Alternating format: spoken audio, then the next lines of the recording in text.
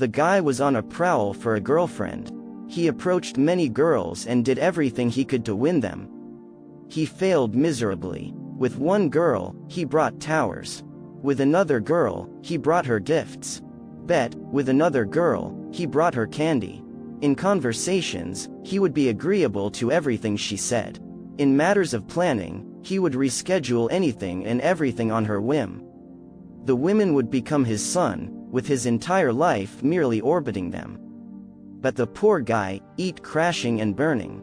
It is because they don't know how good you are. Older women and friends said. The guy noticed a pattern in his crash and burns. The only constant is I. What if it is something I keep doing you? He stayed the same. Unsurprisingly, he crashed and burned more. Eventually, something in him snapped. No mores, he said. Why am I acting a beggar? I am smart, handsome, have a future, and women taught to work, to get me so stop the towers, gifts, and candy the agreeableness, rescheduling, and revolving around her whims. No more pedestal SS? He declared, for you are the great cash. Yes, says the Pook. You are the prize to be won. The young man jumped up and down with joy. Goody. That means I get to be passive, to continue to indulge in my vaporous habits, and not do a thing to alter myself. I like to hear that because it means I am perfect as I am and ought not to change for anyone. Pook slapped him. Foolish youth, if you are not changed by life, then you are not living life. Only those who are not altered by life are those totally unaware of it. But the young man was stubborn. He said with a moral tone, will not change for anyone. What about for yourself? I like myself the way I am. All right, enough. The young man was startled. He had never seen Pook angry. I am what I am, he persisted. So Pook summoned two young men. Each stood in a corner.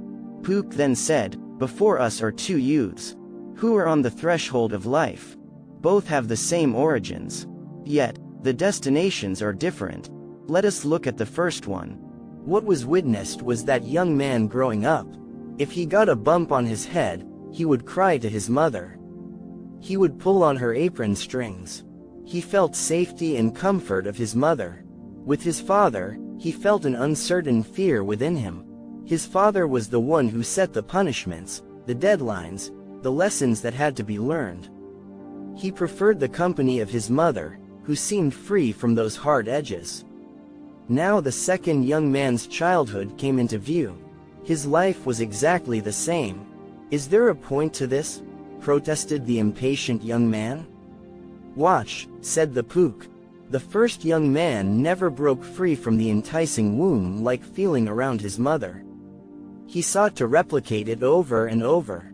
Off he tumbled into reality like tumbleweed blown every which way by the winds of the age. He didn't know what he wanted to do in life, so he did what everyone around him did. He was captive to his friends, never seeking to break apart to tend to his own matters or such.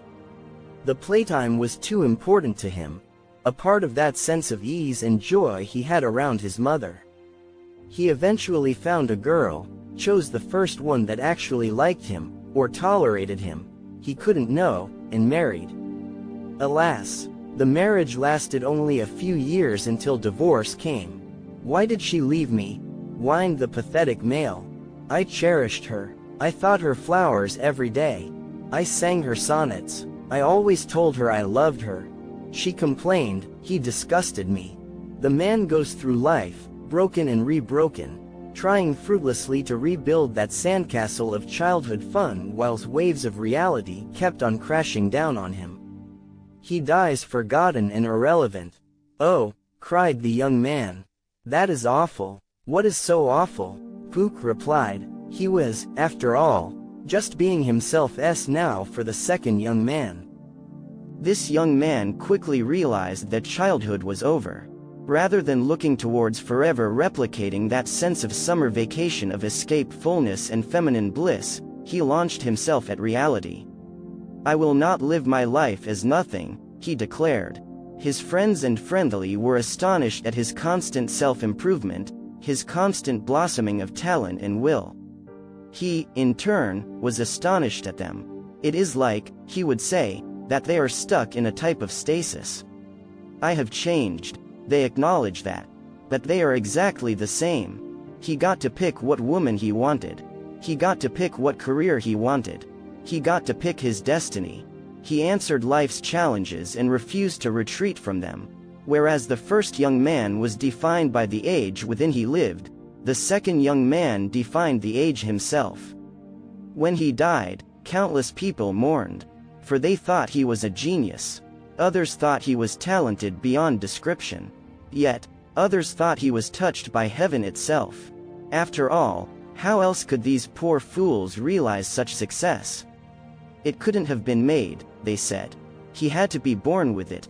No, it was because he was a man who chose to ground up the world, culture, and all to his vision rather than to be grounded up into the worldly culture's axing wheel of routine and fashion. The difference is simple, said the Pook. The first young man is facing towards infancy. The second young man is facing away from infancy. The first one wishes to climb back into the womb. The second one wants to fly from it. The first wishes a cushioned place in the world, while the second one leaves the cushions behind. The first one is ordinary, the second one is extraordinary. Thus, the second one becomes the great catch, while the first one merely becomes a filler of a void. I see, said the startled young man. The second one is always getting better. The first one is always staying the same, if not getting worse. Exactly, it is the difference between rotting and ripening. Be the good fruit, be the prize to be won.